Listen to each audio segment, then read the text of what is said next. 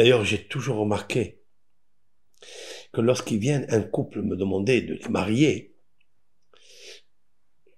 avant de marier quelqu'un, je donne des conseils. Je le prends une fois, deux fois, trois fois, je le reçois. La première des choses que j'observe, et je vois, est-ce que ce couple va tenir? Est-ce que cette union est viable? Selon leurs paroles, selon leur engagement, je décèle, est-ce qu'il y a ici les deux personnes, ouais, les deux sacrifices, parce qu'il va y avoir ici un des deux sacrifices, et des fois c'est les deux les sacrifices. Je leur dis une seule chose. Est-ce que vous vous sentez humble? Est-ce que maintenant vous parlez très bien ensemble? Chacun, il parle à sa douce sœur en douceur. D'accord? Mais il faut savoir, est-ce que ça va continuer ça pendant le mariage?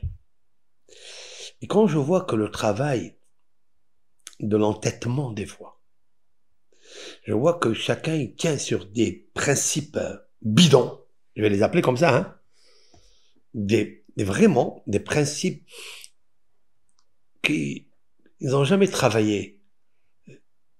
Comment les enlever? Ils vont rester avec pendant le mariage.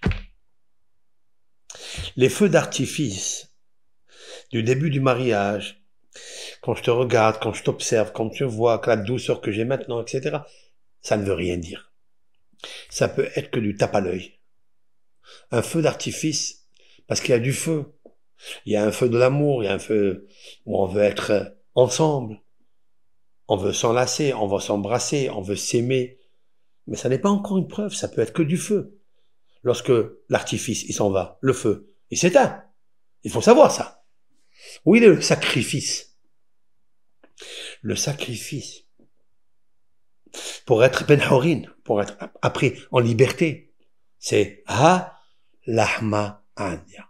Voici lahma mazala anya pauvre. Ça veut dire ici, dans le sens de la modestie, de l'humilité.